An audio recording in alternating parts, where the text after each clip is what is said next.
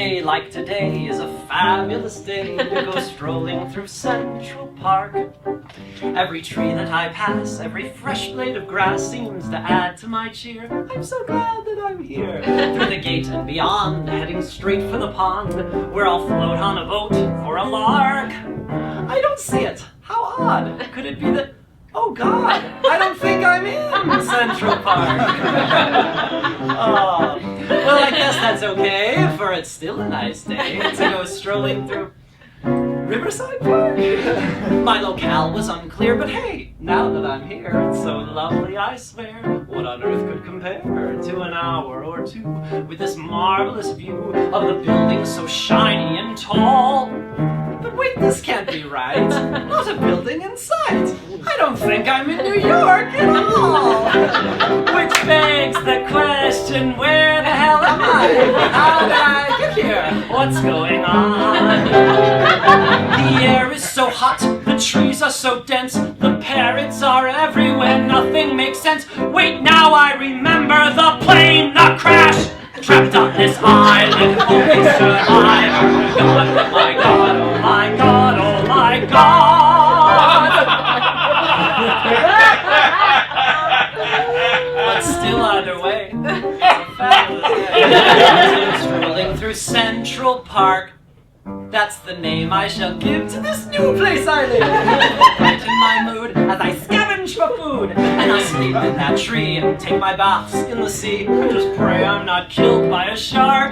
So again, let me say, it's a fabulous day to go strolling through Central Park.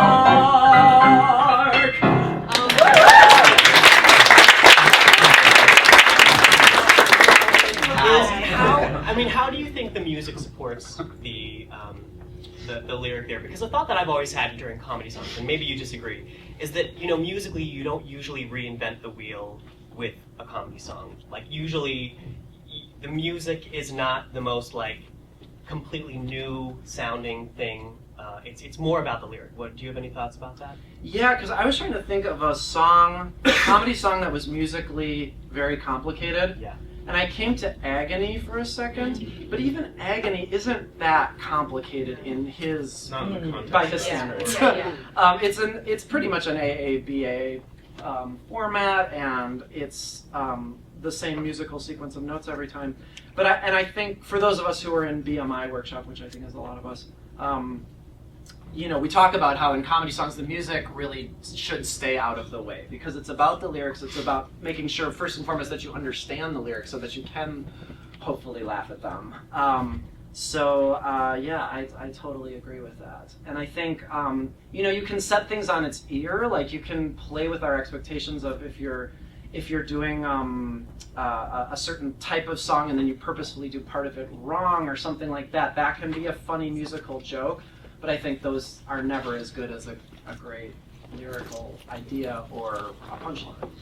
Like, I think of Avenue Q and Book of Mormon, and musically, we're not breaking any new ground. And in fact, some of it is really pastiche, if not all of it. You know what I mean? So, like, it's really we're kind of like sitting on this musical palette that we already know so that the lyric can sort of take center stage. Kellen, I wanted to ask you something specific while we're on you guys. You brought up an interesting point one time, and what's the difference between clever and funny? Mm-hmm.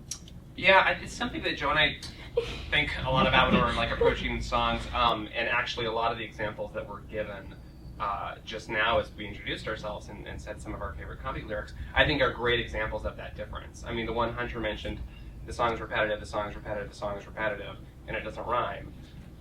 That is so funny and so simple. It's the same line over and over again. You know, like the obvious choice would be to, you know, spend 12 hours and think of the most clever, complicated, you know, alliteration and some really funny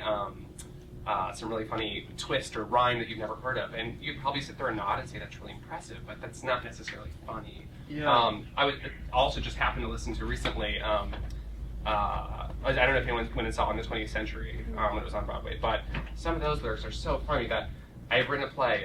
It's all about life on a train. I call it life on a train.